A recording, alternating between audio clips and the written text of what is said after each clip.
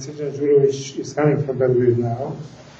I must say that, as far as I know, I won't go into what you're going to say, but the fund plays an important role in pushing the government to open issues which are priorities for civil society, to open them in coordination and cooperation with civil society organizations. And also at the same time, the fund is the only organization which, in the time of the crisis, opened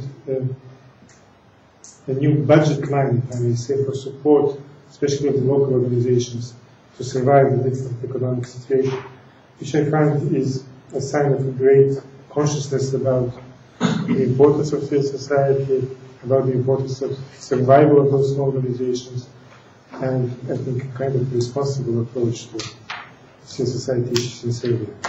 Srdjan, please. Thank you. Well, after this introduction, there's a great burden to actually now live up to expectations in my presentation that we actually have thought through so well our programs, and I have thought through the civil dialogue issue well enough to present to you here today.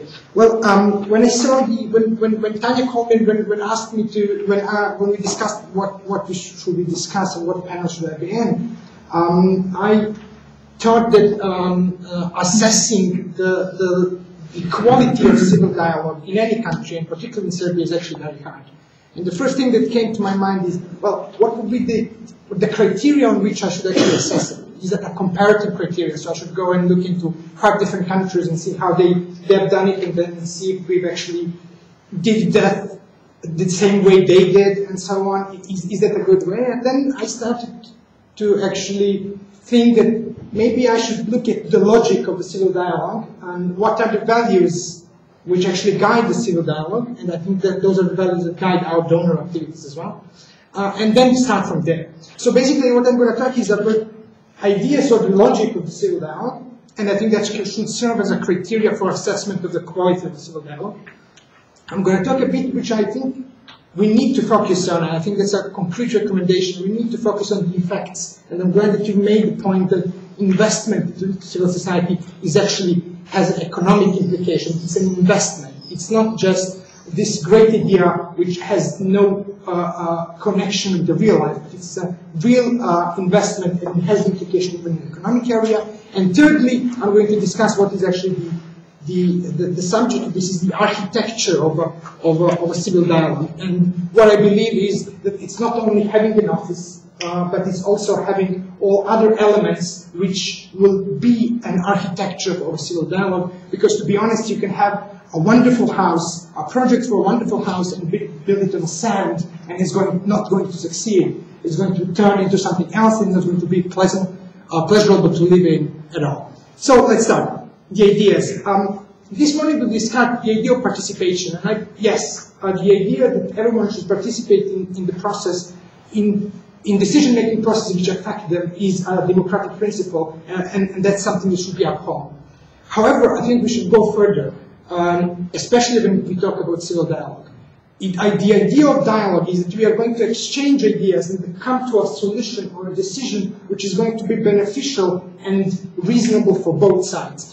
So it's an element of deliberation. We deliberate together where we should go and what we should do. So do we really, when we meet with our governments, do we really actually influence them? Is there really a culture of dialogue and really culture of consensus making, or at least making an advancement in the quality of the document, policy, measure, or whatever we have in that area? Because I still remember a remark made by one of the Georgian officials when she said, sometimes there are those non-governmental organizations which want to have dialogue, and then I call them to a meeting, we sit together, they tell me what they want, I forget it instantly, and I had a dialogue with them.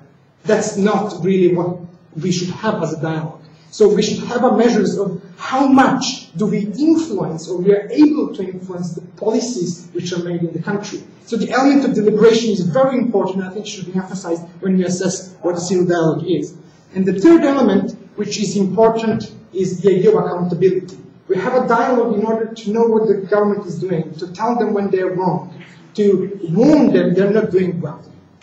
The idea of accountability is an essential idea for a civil society, or a role civil society takes on itself, and the civil dialogue structure should reflect that as well.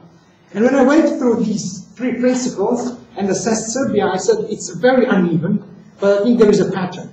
When it comes to participation, I think Serbian government has become very open to participation. There are a number of initiatives where civil society organizations are invited. There are meetings. They actually write back to you when you write them an email and so on. So there is an improvement there. When it comes to deliberation, I think it's a lot more uneven. We do see great examples of documents which were created in cooperation with civil society. We see great examples of actually documents which were improved because of the civil society. There were structures which were created, such as a civil society contact group and the strategy for inclusion is here, which actually had great results in that area. However, in some other areas, all the contributions made by civil society were in vain. They didn't have any effect whatsoever. When it comes to accountability, and I completely agree with Miljenko here, then we have a serious problem. Whenever an organization is too ardent in pursuing what they believe is right, pursuing their own policies, their own agendas, the government is so much less likely to listen, to hear, to meet, to acknowledge, or anything like that. And that is something which is a serious problem, especially for organizations which decided to be watchdogs, which actually cannot then participate truly in all the structures which are initiated for them. They cannot truly participate in it because they're going to be, at best, ignored. And that's something that needs to be worked on. However, when we talk about the ideas, this is how we assess and why we actually engage in support of the civil dialogue or civil society in general. This is why we engage in it, and that is why we believe that